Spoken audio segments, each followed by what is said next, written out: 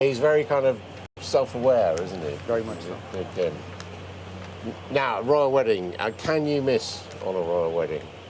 What can Can a photographer miss, or is it always going to be, a gorgeous picture? we had there were a lot of pool pictures during that coverage, and a large part of the coverage was that. This picture that we chose was one that was one of our photographers. It was along the street where they were driving and riding in a horse-drawn carriage, I guess. The photographer positioned himself next to a fan of theirs who was very brightly dressed, knowing that they would probably look over to him, and that's how we got the picture. It's interesting, isn't it? Because they're making those two gestures that celebrities and politicians often make. One is the pointing gesture, nothing in particular. Bill Clinton's big on that. And then the other one is the limp-wristed wave, which I suppose is the kind of Queen's speciality, but Meghan getting in early. Yeah. By the way, what did you think of their Christmas card, the sort of black and white silhouette of them from behind? Oh, sorry, I'm American, and You didn't get Meghan's Christmas card? Well, she's American too, but... Yeah, I'd ring up the palace if I were you. Yeah. Now, this I have to say is my favourite of all your pictures this year, because there's just it's a wonderful construction, but there is so much going on in it. You've got obviously traditional Saudi Arabia, but you've also got everyone using their mobile phones to take photographs of Mohammed bin Zayed, the Crown Prince. I mean, that is a quite extraordinary image, isn't it? It is. There's a whole backstory to that. So this picture was taken by a journalist with an iPhone, because a photographer couldn't access that place. It was the first picture of Mohammed bin Salman after the CIA had revealed their findings that he was involved in the death of Khashoggi, and it was a journalist picture, and it made the front of the New York Times and a lot of other. I mean, if you let people have their phones, there's not much point in banning photographers, is there? We have a multimedia push in Reuters so that everybody is able to do anything at any moment. How difficult does it make it, though, for professional photographers now that many people carry quite a good quality camera in their pockets at all times? It doesn't make it more difficult. It actually, in the way we look at it, is that it allows allows more competition. I suppose. It allows photographers to dedicate their time to doing quality photojournalism, more of the backstory, as opposed to breaking news, which we're always going to get from user-generated content. Yeah. Well, so you actually think the quality of the pictures has got better? The quality of the time that photographers, professional photographers, can dedicate to proper stories. I shouldn't mean better. Extraordinary picture. I mean, this is from Gaza and the uprising there this summer. I mean, that is a sort of truly apocalyptic image, isn't it? Yes. This was one of the visual stories of the year, this along with the migrant caravan in Mexico, but this story generated pictures all year long. It was very dangerous to cover this. Many colleagues were shot. The photographer took this picture, the smoke immediately covered the scene. He had to run away from it because there were bullets coming in.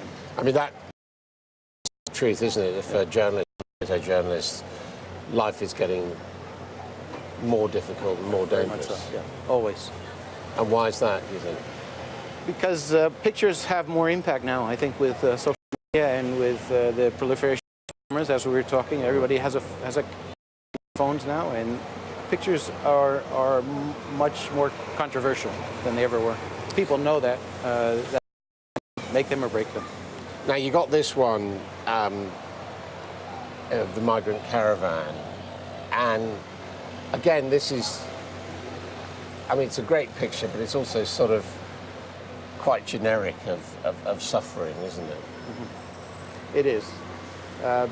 So the story of this is that the migrants could not access Mexico through the border post, so they went around the border post and through the river.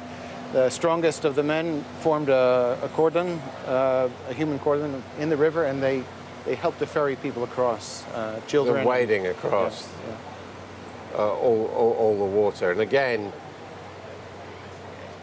with something like this, do the authorities ever try and stop people taking pictures because they know it's going to look so bad? Not in this case. No, they didn't.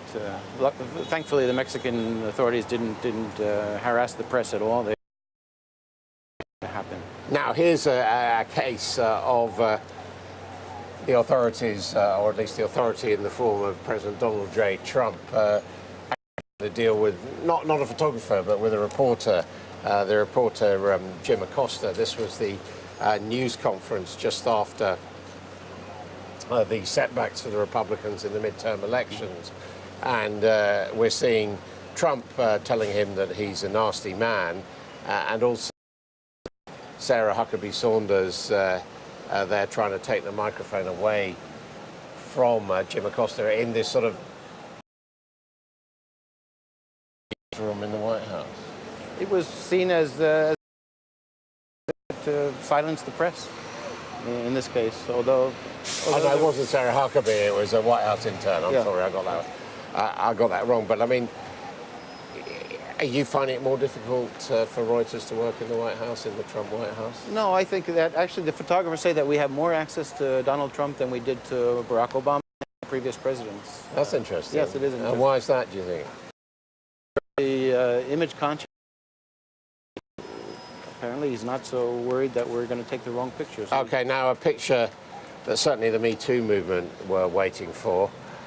This is Harvey Weinstein being taken away by police agents. Again, a generic image, but an unusual subject. Yes, it shows Harvey Weinstein in the perfect posture, head down, and it took a lot of photographers to get that one image because we didn't know where it was going to happen. We had 5 photographers, unprecedented, outside the courthaus that day. And we've got a final one, I think, the World Cup. With an umbrella up over President Putin and a victorious President Macron there. Mm-hmm. Was it raining or was it? It was pouring. It was pouring. Okay, well, is it going to pour here? Let's have a look at the weather. Thank you very much indeed. From cool, brisk northern fjords to the warm, tranquil waters of Southeast Asia. There's wind and rain in from the Atlantic, but eastern parts will be mostly fine until after dark. It'll be milder than recently. Britain will be mainly dry at first this afternoon with plenty of sunshine in the east, but there'll be a few showers for Shetland and near southern coast. Cloudy and patchy rain will spread to northern and western parts later, and there'll be some fog on the hills. But the southeast won't see more than the odd coastal shower. Ireland and Northern Ireland, meanwhile, will be largely overcast. Patchy rain there will clear after a time. And here in London, it's sunny but cold. The weather, sponsored by Qatar Airways.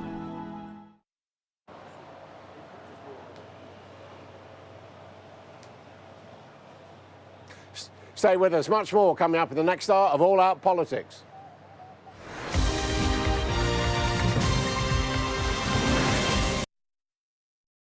Over 128,000 children will wake up homeless in Great Britain today. Is it right that children like Jess, evicted from her home, should face a cold, frightening Christmas in a hostel? Is it right that little Jack should have to share a bathroom with strangers? Some nights he worries so much he wets the bed.